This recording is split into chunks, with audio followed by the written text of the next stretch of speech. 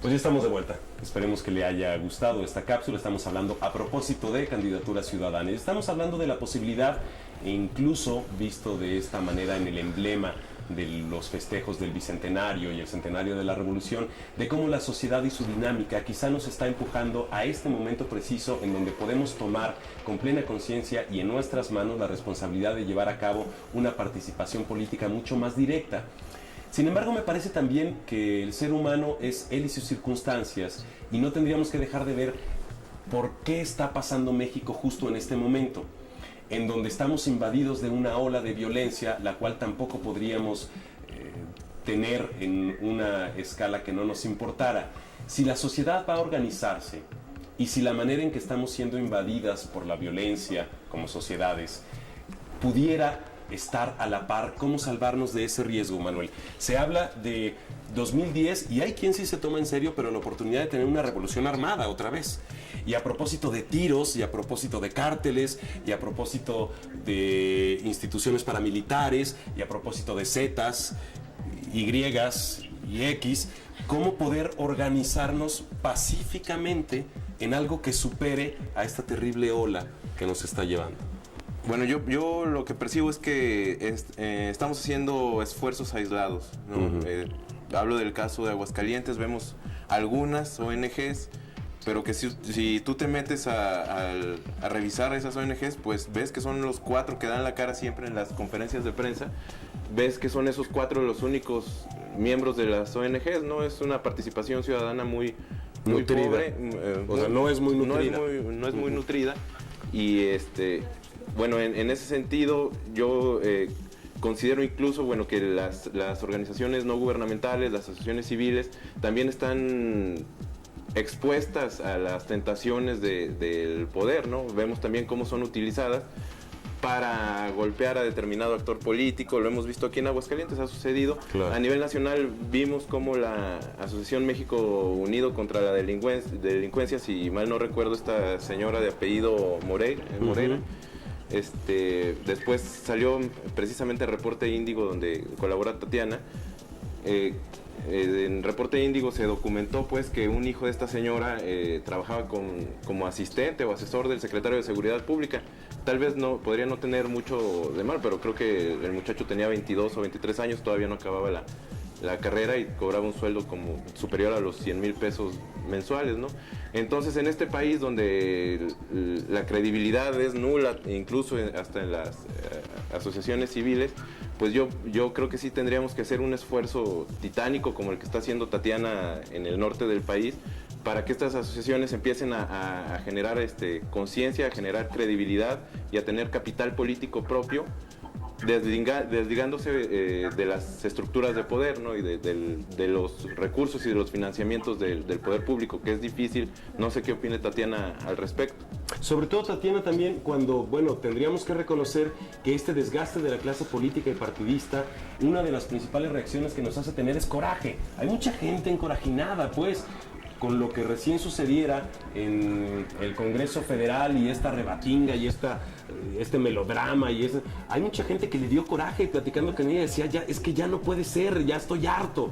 ¿Cómo bajar ese ánimo a propósito de esta ola de violencia para que las instituciones ciudadanas pudieran retomar este camino en la absoluta paz, en el absoluto respeto, para llegar a buen puerto? Porque si no, nuestro país está acostumbrado a tener vuelcos manchados en sangre.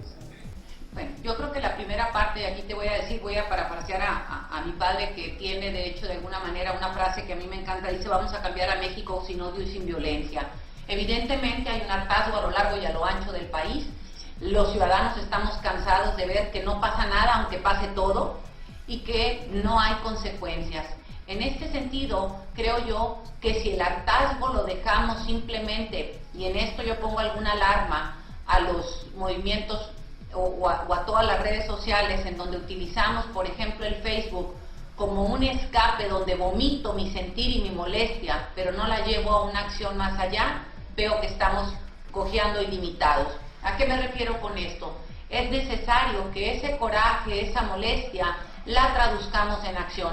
Nosotros, y aquí compartiría un poco de lo que estábamos comentando en Evolución Mexicana, que es una organización que se forma a partir de las elecciones del año pasado en Nuevo León, dijimos, no puedo quedarme en la queja y en la molestia, es necesario que dé un paso más allá. Y hay dos opciones muy claras. Yo les decía mucho que si no estamos dispuestos a hacer algo, mínimo asumamos un compromiso, y ese compromiso tiene que ver con dejarme de quejar. Si yo me dejo de quejar, por lo menos sumo a la energía colectiva que camine hacia otro lado. Pero si quiero seguirme quejando es porque voy a hacer algo al respecto. Y así creo yo que nace Evolución Mexicana en Nuevo León, en donde los ciudadanos dijimos de la queja a la acción. Es una traducción, por decirlo así, del voto nulo. ¿Qué sigue del voto nulo? ¿Qué sigue de este hartazgo, cansancio de la sociedad? De nada sirve cansarme y hartarme, porque lo único que va a generar es que yo termine en un hospital o con un médico. Entonces tenemos que caminar a la acción, y nosotros caminamos a la acción en Evolución Mexicana. Nos organizamos, hicimos proyectos y metas para el 2015 y para el 2010. En nuestra página de internet uno puede ver cuáles son los proyectos que tenemos, quién se quiere sumar, cómo se suma. Y yo digo que no es la única vía, hay muchas vías en cómo uno quiere participar dependiendo en el tema que cada uno esté interesado. Y ahorita lo platicabas tú con el tema de la seguridad, cómo se organiza la sociedad. Hay ejemplos súper importantes de Palermo, Italia, de Nueva York y de Colombia, en donde la sociedad transformó su coraje, su hartazgo en acción y logró salir adelante efectivamente en el tema de la seguridad con sociedad y gobierno. Tatiana, vemos que hablando de los ciclos de los que se refería Beto del 2010, vemos que el país ha reaccionado a cierto tipo de crisis. Lo vimos en el 68, que bueno, fue la crisis por la matanza de Tlatelolco. Hubo ahí una evolución, después en el 73 hubo otra. De ahí pasamos sobre las crisis económicas del 76, del 82, y la gente fue reaccionando de alguna forma, la sociedad civil, en el 85, cuando la gente tomó el control de la reconstrucción de la Ciudad de México.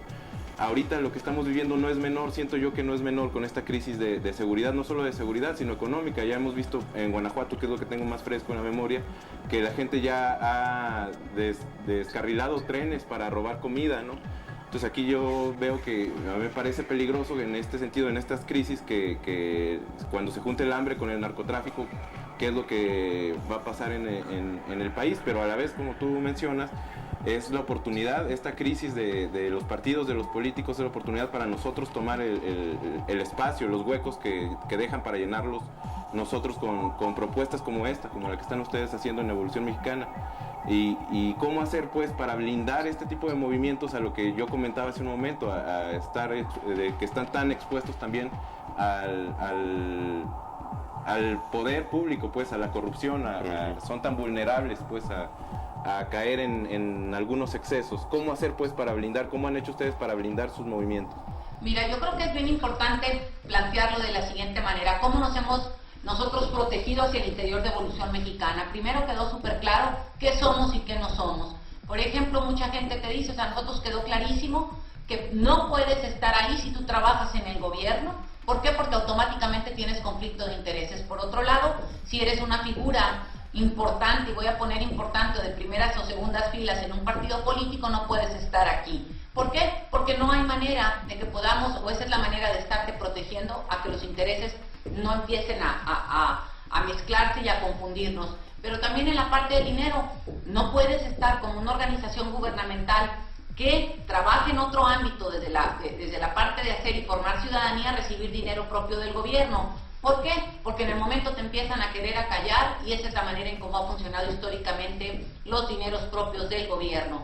Pero, ¿qué es lo que nosotros hemos hecho por otra parte? Tener clarísimo que no somos ni vamos a ser un partido político, tener clarísimo que quien decida hacer o jugar para alguna candidatura automáticamente tiene que salir de las filas de Evolución Mexicana. Con esto súper claro en la mesa desde un principio, yo creo que te quitas muchísimas telarañas y empiezas a crear esto que en este país ha estado perdido en la clase política, que tiene que ver con el factor de la confianza. Es necesario que la confianza regrese. La confianza tarda muchísimo en crearse, sin embargo se pierde rapidísimo. La confianza se gana en abonos y se pierde en un momento inmediato.